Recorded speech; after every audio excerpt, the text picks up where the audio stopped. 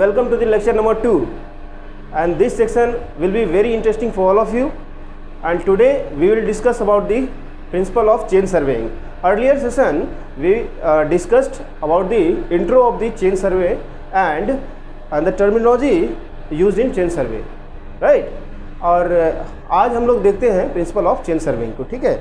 तो principal of chain surveying को हम लोग समझने से पहले सबसे पहले क्या करना होता है कि हम लोग को एक मतलब कि एरिया दिया जाता है, ठीक है। जिस एरिया को हम लोग को फाइंड आउट करना है तो उसमें क्या होता है कि छोटे छोटे ट्रायंगल्स बनाया जाता है, राइट। अगर छोटा एरिया हो तो आप डायरेक्टली उसी एरिया में एक ट्रायंगल बना सकते हैं और उसमें जो डिटेल्स होगा, डिटेल्स मतलब नेचुरल फीचर्स और आर्टिफिशियल फीचर्स, जैसे कि मैंने पहले ही डिस्कस कर चुका था, तो उसको दिखाने के लिए हम लोग क्या करते हैं, ऑफसेट्स का यूज़ करते हैं, ठीक है। और ऑफसेट्स का यूज़ करके हम लोग उसका जो लैटरल डिस्टेंस है वही होता है, टाई लाइन, चेक लाइन, ये सब जो होता है उसमें दिखाते हैं और फिर हम लोग क्या करते हैं, ड्राइंग शीट पे प्लान को प्लॉट करते हैं, ठीक है। तो सबसे पहले एक आपको ट्रायंगल्स ऑफ चेन सर्वे आप दिखाना होगा, ट्रायंगल्स फॉर चेन सर्वे। तो आप लोग डायग्राम बना लीजिए, कोने में बनाते हैं, चलिए जी। एक मैंने यहाँ पे एक डायग्राम बनाया, अब इसी में एक्सप्लेन भी करना है। इसको बोल दीजिए इस ट्रायंगल को ए बी एंड सी। और इसमें क्या करना है कि आपको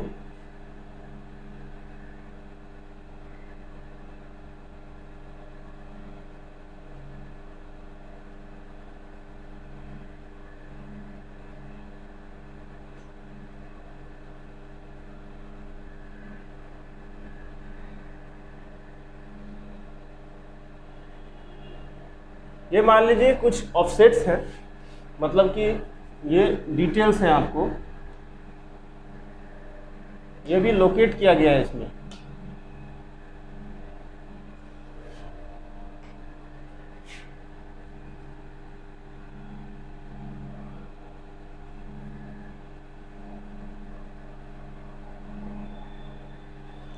और हेडिंग दीजिए, हेडिंग दीजिए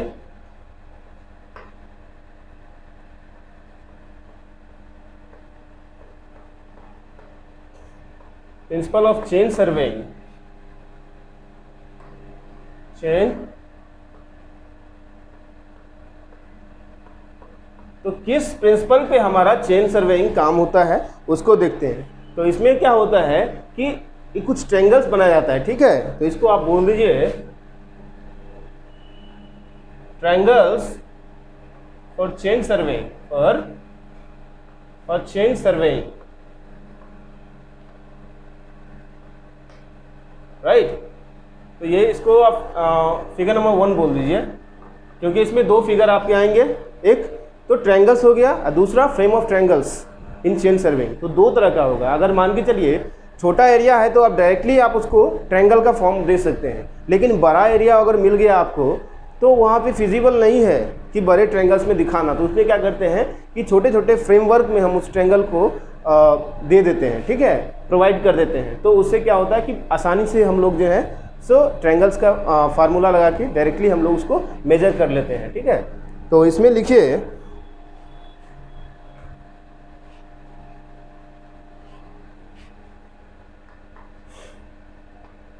इन chain surveying, in chain surveying, इस पार्ट को मैंने यहां से बांट दिया, ठीक है। In chain surveying the area to be surveyed, the area to B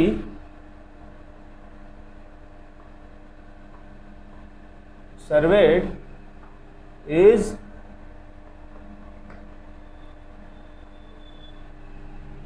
divided into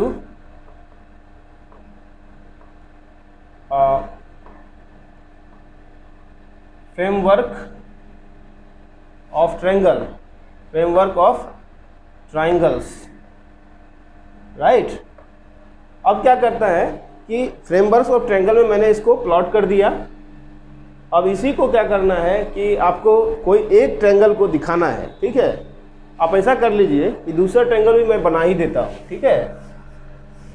ये आसानी होगा इसको समझने में। इसको लिखिए आप फिगर 1, इसको दूसरे कलर से लिखता हूँ।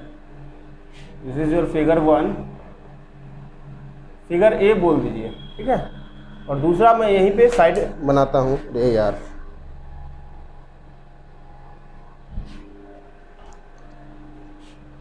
दूसरा मैंने यहाँ पे एक रेक्टेंगल बनाया, ठीक है।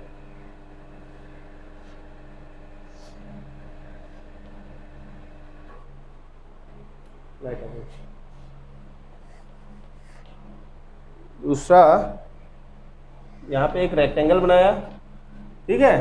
तो ये हमारा मेन सर्वे स्टेशन हो गया, जो कि अर्लियर मैंने डिस्कस किया था। तो इसको मैंने एक जो बड़ा लार्ज मतलब साइड्स हो गया, उसमें 2 भाग में इसको बांट दिया जाता है, ठीक है। इसको लिखिए A B C and this is your D, ठीक है। अब क्या करना कि यहाँ पे एक आप परपेंडिकुलर ड्रॉ करो और यहाँ भी परपेंडिकुलर ड्रॉ करो, ठीक है। इस पॉइंट को आप बोल दो E point, A B C D E, और इसको बोल दो आप एफ। और यहाँ पे क्या होता है, कुछ डिटेल्स दिखा दो। मैं जैसा कि यहाँ पे ये दिखाया, ठीक है, उसी तरह कुछ डिटेल्स यहाँ भी दिखा दो।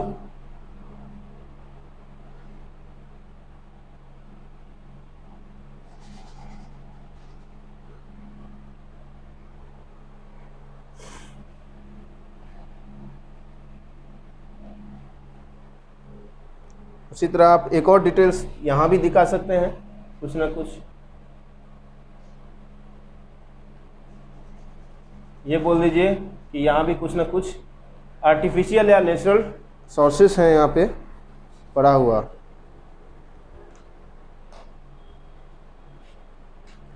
ठीक है। अब यहाँ से आप लिखिए 1 typical triangle, 1 typical triangle is shown in figure A, in figure A। ये A फिगर है। मैंने यहाँ पे भी कुछ लिखना है, यहाँ पे लिख दीजिए framework of triangle, framework of triangles in chain surveying, in chain surveying। आप बस कंसंट्रेट करो, क्योंकि फिगर थोड़ा छोटा छोटा हो गया, तो मैं जो बोल रहा हूँ बस उसको आप सुनते रहो अच्छे से, केयरफुली उसको सुनो, ठीक है। This is your figure B, this is your figure A. In first figure this is your triangles for chain survey, triangles for chain survey. In this figure here it is framework of triangles, framework of triangles in chain surveying, ठीक है, या for chain surveying, जो भी लिखना हो आप लिख सकते हो। तो हमने क्या किया है कि पहला टिपिकल ट्रायंगल्स को मैंने यहाँ पे दिखाया है। इसमें मुझे क्या दिख रहा है, ये देखिए, the three sides,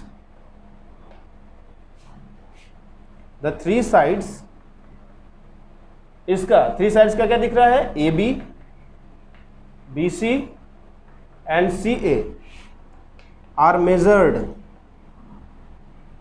in the field. इसको क्या किया जाता है कि फील्ड में इसके साइड्स को मेजर किया जाता है, right.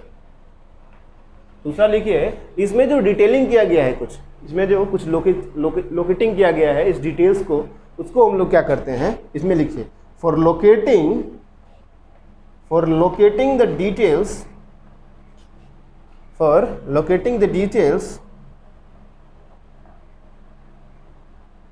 offsets are taken,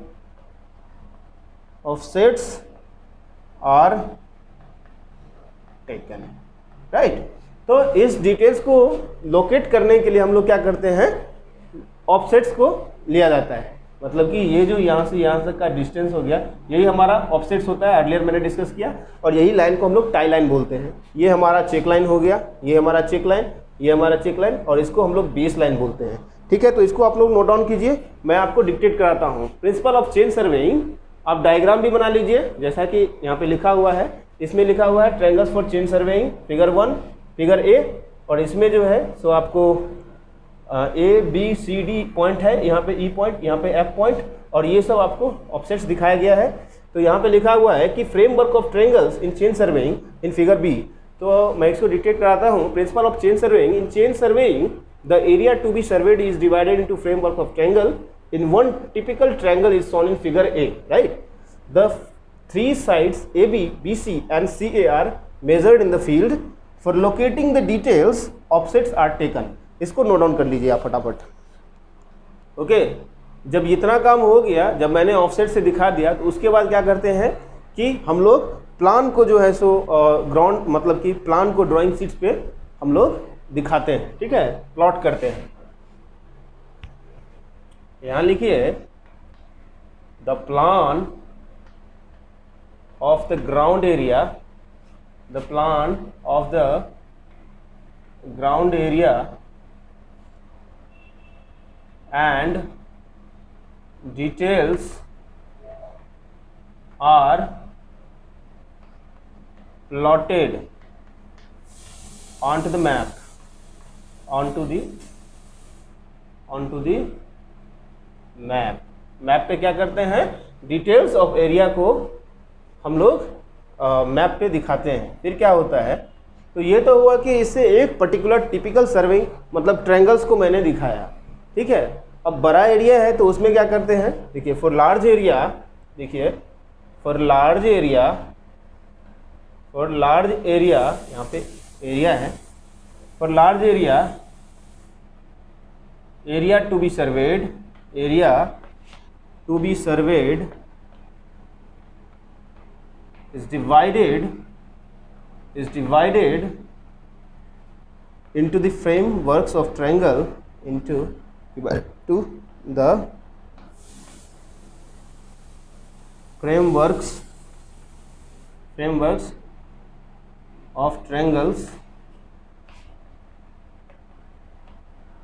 of triangles, yeah, and the exact arrangement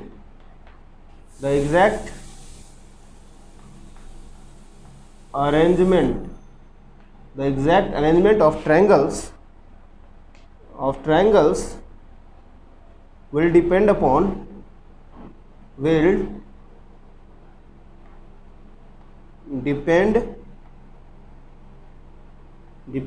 the extent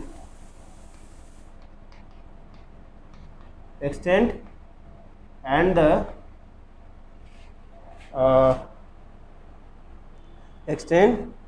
type of area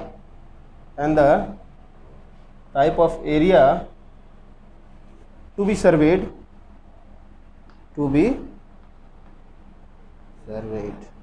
मतलब कि इसका जो अरेंजमेंट होता है ट्रायंगल का वो डिपेंड करेगा किस पे, जो एरिया हम लोग को दिया गया है वहाँ का उस पर डिपेंड करेगा, और एक्सटेंट पे मतलब कि कितना बड़ा है ये या छोटा है उस पर डिपेंड करेगा, ठीक है।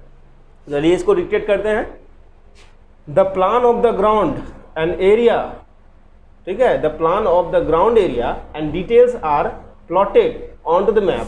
दूसरा है, अब ये तो ये कहानी छोटे से ये चीज़ मतलब कोई पर्टिकुलर ट्रायंगल्स के लिए था, कोई टिपिकल ट्रायंगल्स के लिए। अब बड़ा ट्रायंगल के लिए क्या करते हैं, for large area is divided into the framework of triangles, the exact arrangement of triangle will depend on the extent and the type of area to be surveyed. चलिए इसको नोट डाउन कीजिए आप लोग, वीडियो पॉज कर दीजिए। अब इसी में हम लोग ये देखते हैं ना कि क्या होता है कि हमारा जो बेस लाइन होता है, देखिए in general along base line, ये हमारा बेस लाइन हो गया, ठीक है। Along base line is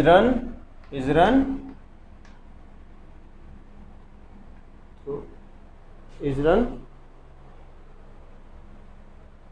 in general a long baseline is run through the traverse.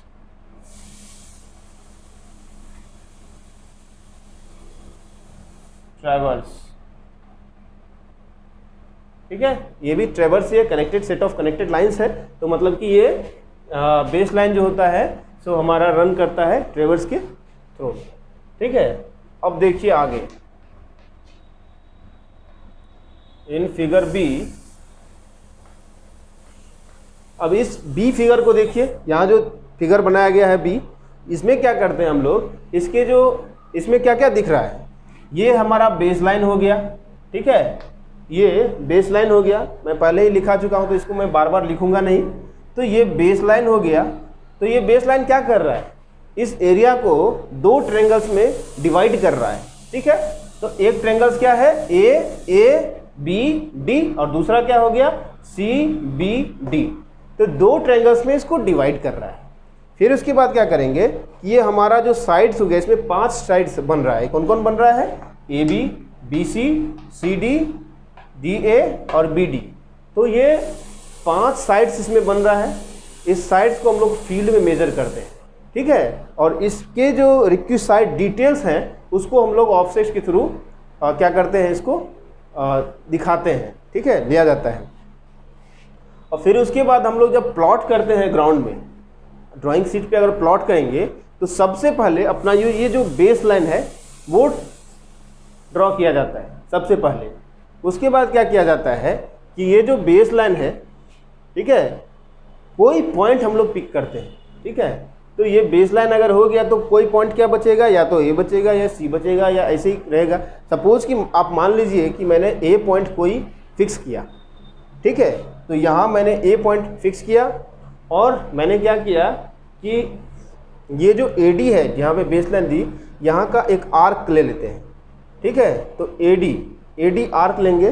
Suppose मैंने यहाँ फिक्स किया और ए डी मेरा ये हाथ वहाँ तक पहुँच नहीं रहा है, आप अज्यूम करना कि ये मेरा पॉइंट है, इसको लिया मैंने, एक आर्क लिया और यहाँ पे कट लगाया, उसी तरह यहाँ पे कट लगाया और फिर इस जगह पे एक यहाँ पे कट लगाया और इस पॉइंट पे आके यहाँ पे कट लगाया। तो क्या होता है कि अपने को दो जगह अगर इंटरसेक्ट होगा, सपोज मैंने एक आर्क यहाँ पे लिया, ठीक है, ये ए को मान लीजिए आप यहाँ हैं, मैं कुछ ऐसे एक ट्रायंगल बना रहा हूँ, समझने के लिए है।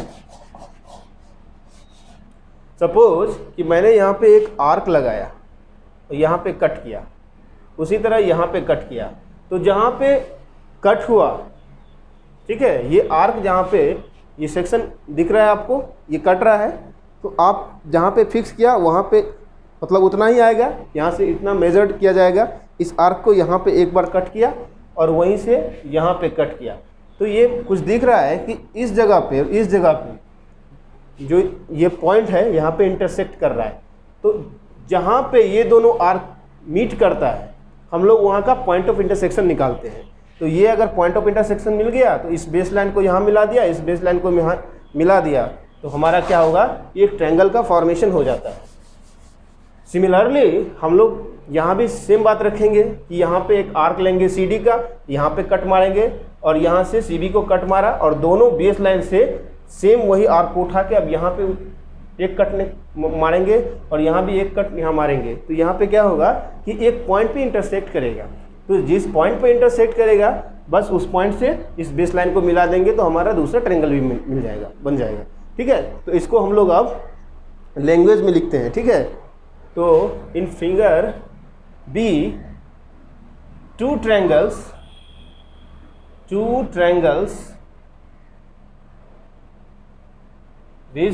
विज मतलब होता है जैसे, उदाहरण एग्जाम्पल, विज कौन कौन सा बन रहा है, A be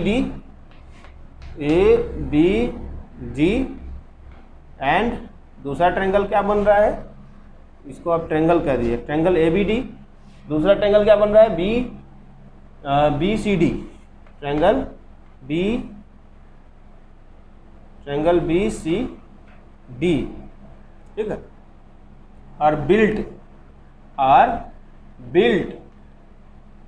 on the base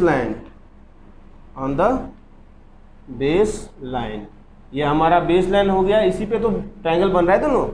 वही बात इसमें लिखा गया है कि in figure two triangles which ABD and BCD are built on the base line the 5 triangles, the 5 sides, the 5 sides, the 5 sides, कौन कौन से 5 sides?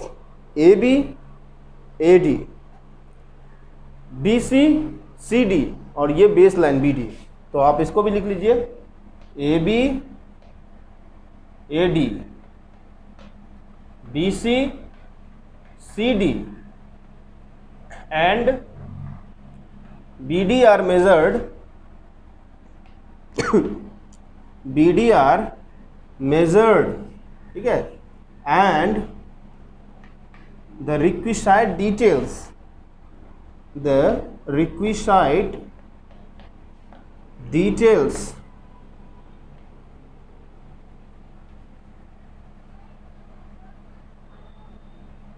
are requisite details मतलब through offsets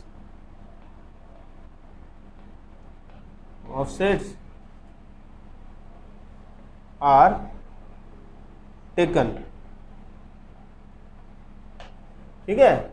अब क्या करते हैं,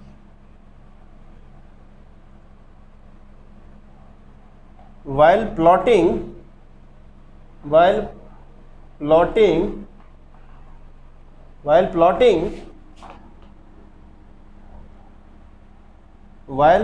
on drawing sheets, while plotting on the drawing sheets, while plotting on the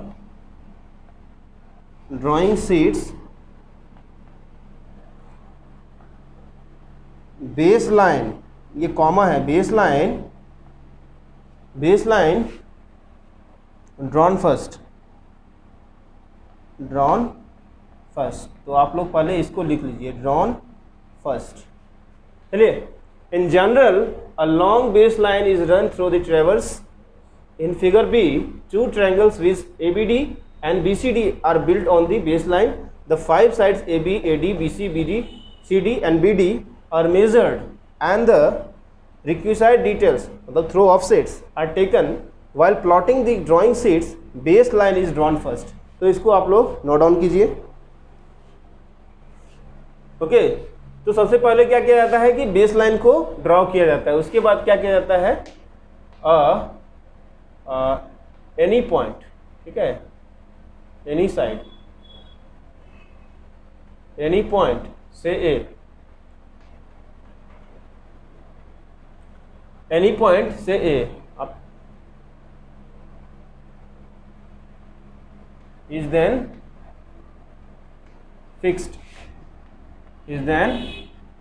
fixed by an arc, by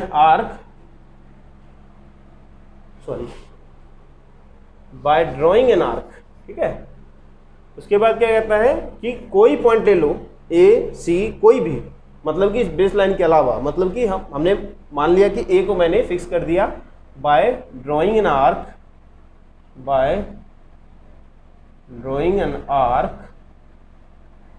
ठीक है। यहां से ले लो AD from A and AB from B and finding the point of intersection,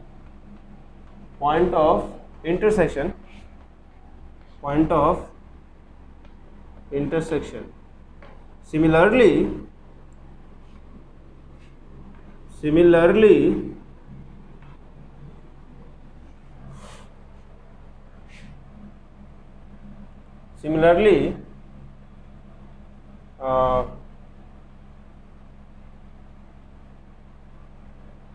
point C is fixed by an arc, by point C is located, ठीक है।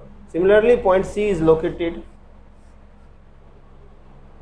C is located by an arc,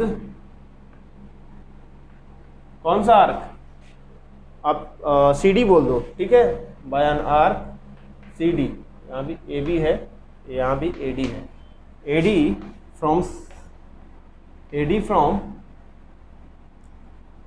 C, CD from C and BC from B, and finding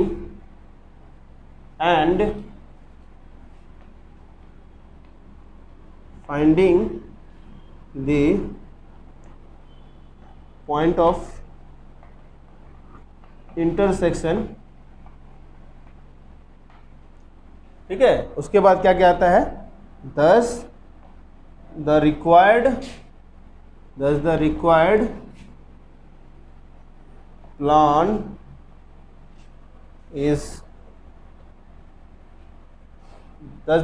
plan is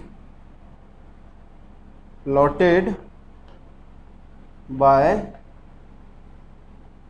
linear measurement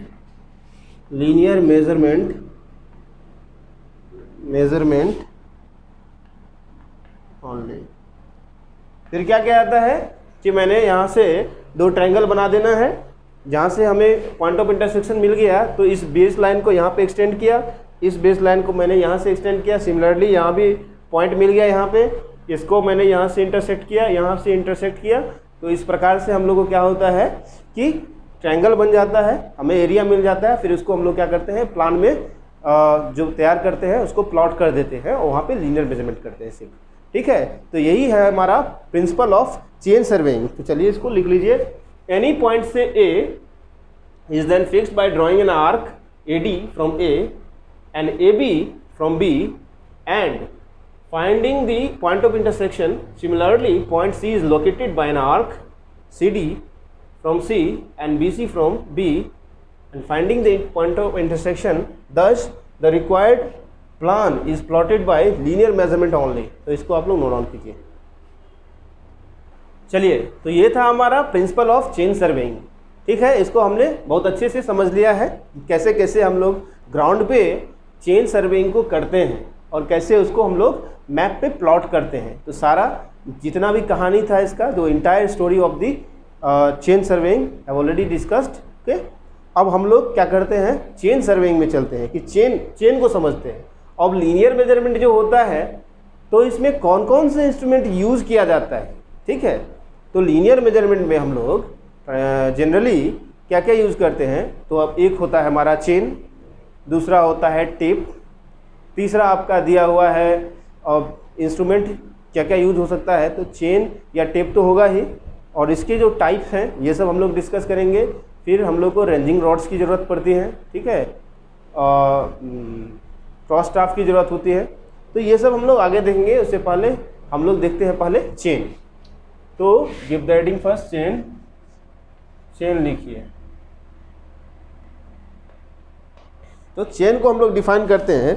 तो अपना surveyor chain जो होता है simple chain होता है, जो क्या करता है, डिस्टेंस मेजर करता है, ठीक है। और ये कहाँ मेजर करते हैं, जहाँ पे एक्यूरेसी लेवल बहुत ज़्यादा हाई नहीं हो वही कर सकते हैं, क्योंकि इसका एक्यूरेसी बहुत ज़्यादा हाई नहीं होता है। जहाँ पे कम एक्यूरेसी की ज़रूरत होती है वहाँ हम लोग चेन सर्वेइंग कर लेते हैं, जो कि हमने इंट्रोडक्शन में ही बताया था, ठीक है। तो चलिए इसको हम लोग डिफाइन करते हैं। Surveyor chain is a simple chain used for measuring distance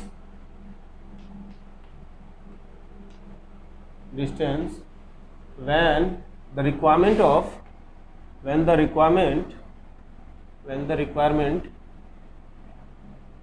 accuracy is not too high,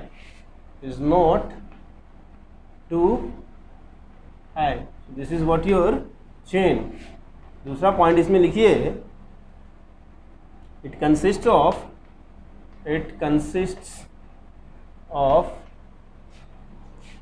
links, number of links, ठीक है। It consist of number of links, और ये किसका बना होता है? Made up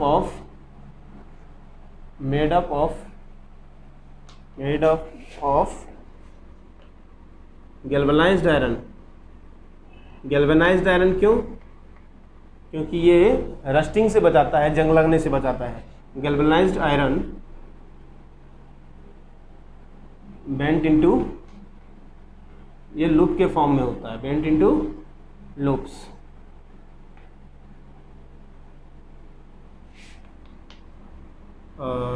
series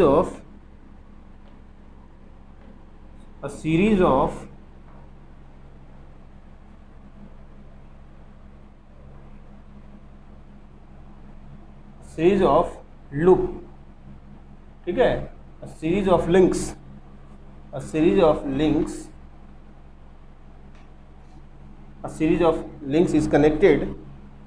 is connected by a series of links is connected by a small loops, ठीक है। A series of links is connected by a small loops, and these connected links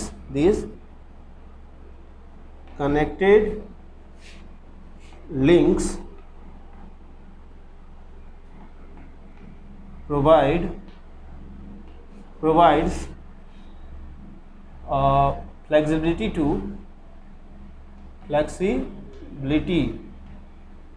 मैं इसको यहाँ नीचे लिख देता है,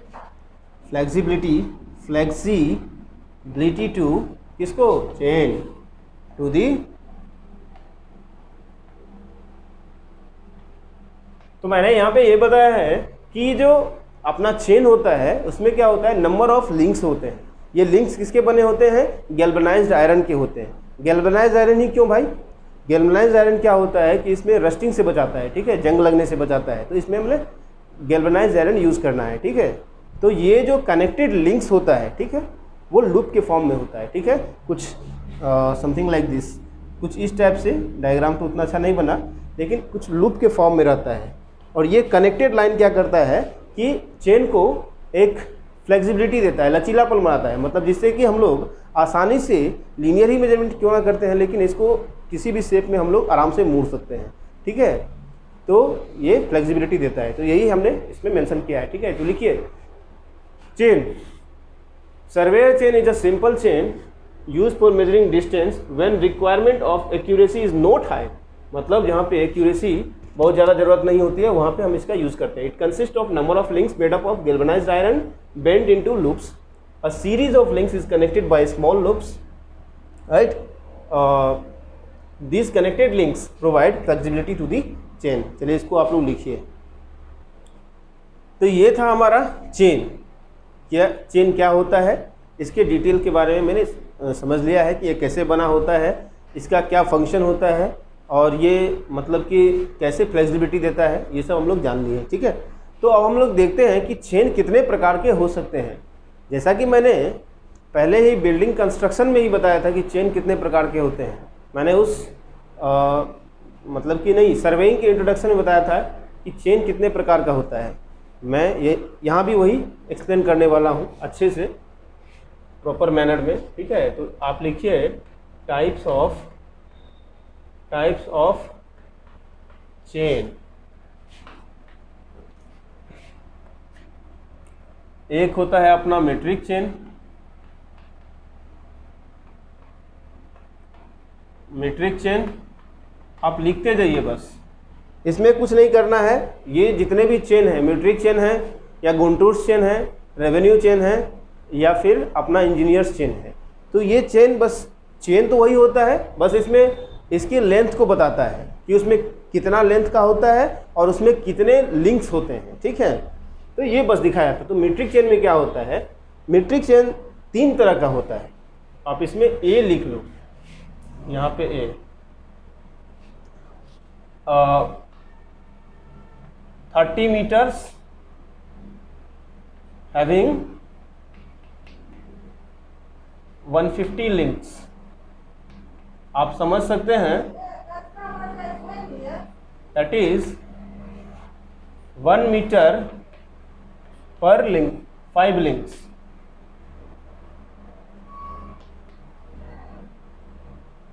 नहीं, इसको मैंने उल्टा लिख दिया, ठीक है। इसको आप ऐसे लिखो 5 लिंक्स पर मीटर,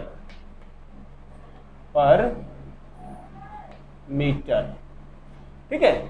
मतलब कि एक जो अपना होता है मैट्रिक चेन में वो 30 मीटर का होता है लेंथ इसका, उसमें कितना 150 मीटर्स 150 लिंक्स होते हैं, राइट। मतलब कि 1 मीटर में 5 लिंक्स होते हैं जो आजकल यूज होता है, ठीक है। और एक और है जो कि 20 मीटर का ही होता है, हैविंग कितना होगा यहाँ पे 100 लिंक। सेम कहानी है यहाँ पे, इसका मतलब ये लिखिए दैट इज 5 लिंक्स पर मीटर। तो ये है हमारा मीट्रिक चेन। और एक और था मीट्रिक चेन जो पहले यूज होता था, वो कितना होता था 30 मीटर हैविंग 100 लिंक्स। अब ये ऑब्सोलेट हो गया है, इसको आप आजकल यूज नहीं होता है, ऑब्सोलेट नाउ, अब ये खत्म हो गया है, ठीक है। दूसरा नंबर में लिखिए आप गुंटूर्स चेन।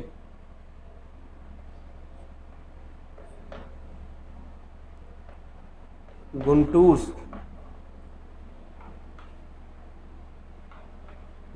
चेन क्या बोलता है, गुंटूर्स चेन में क्या होता है कि अपना ये होता है आपको 66 फीट का, 66 फीट का होता है, हैविंग कितना लिंक्स 100 लिंक्स। तो ये होता है गुंटूर्स चेन। उसी तरह आप एक और होता है इंजीनियर्स चेन। इंजीनियर्स चेन में कितना होता है, ये होता है आपको 100 फीट का, ठीक है। और सबसे अच्छी बात है इसमें 100 लिंक्स होते हैं, ठीक है। मतलब कि 1 फीट पे 1 लिंक होता है, तो इसलिए इंजीनियर्स कहा गया है। काफ़ी कन्वीनियंट होता है कि जितने फीट उतने लिंक्स, ठीक है। और चौथा एक और होता है, उसका नाम है रेवेन्यू चेन। ये क्या होता है कि अब गुंटूर्स से इसको रिलेट करो, ठीक है। गुंटूर्स कितना 66 फीट का, उसका आधा 33 फीट्स, ठीक है। लेकिन इसमें क्या था 100 लिंक्स होता है और 33 का और आधा कर दो, यानी कि 16.5, तो 0.5 मत लो 16 लो, तो इसमें कितना होता है हैविंग 16 लिंक्स। इसमें 16 लिंक्स मात्र होते हैं ऑनलाइन। तो यही कुछ चेन्स हैं जो हम लोग को पढ़ना है। ये सब पॉइंट जितना मैंने आज लिखा है, खास करके ये टाइप ऑफ चेन, ये आपको हमेशा 1 लाइनर क्वेश्चन में आएगा और डेफिनेटली ये कहीं भी जेईई के एग्जाम में आपको पूछेगा, इसलिए आपको इसको आप ब्रेन में उतार लो, ठीक है। तो नोट डाउन कर लीजिए इसको। ओके फ्रेंड्स, तो ये था हमारा चेन, ठीक है। चेन सर्वे और टाइप ऑफ चेन के बारे में मैंने पढ़ लिया। तो ये लीनियर मेजरमेंट का पहला इंस्ट्रूमेंट था जो हम लोग यूज़ करते हैं। और एक और तरीका से हम लोग लीनियर मेजरमेंट यानी कि अपना जो चेन सर्वे होता है उसको 2 ही तरीके से यूज़ करते हैं। मैंने डेफिनेशन में भी क्लियर कर दिया था कि आइदर चेन और टेप। तो अब टेप बच गया है, चेन्स तो मैंने मतलब कि सारा डिस्कस कर लिया है। और ये जो लिखाया मैंने टाइप ऑफ चेन, इसको ब्रेन में फीड कर लीजिएगा आप लोग, ठीक। अब बचा है टेप। तो टेप हम लोग अगले सेशन में मिलेंगे, जहाँ पे हम लोग टेप्स और टाइप्स ऑफ टेप्स के बारे में जानेंगे कि कितने प्रकार का टेप्स होता है। जैसे कि हमारा लाइन और क्रॉस चेन होता है, स्टील टेप होता है, इनवार टेप होता है, फिर आपको मेटालिक टेप होता है, तो ये सब जो ग्लास फाइबर टेप भी होता है, तो ये सब टेप्स के बारे में हम लोग नेक्स्ट वीडियो में देखने वाले हैं। ठीक है, तो आज के लिए इतना ही। Thank you very much, have a good day.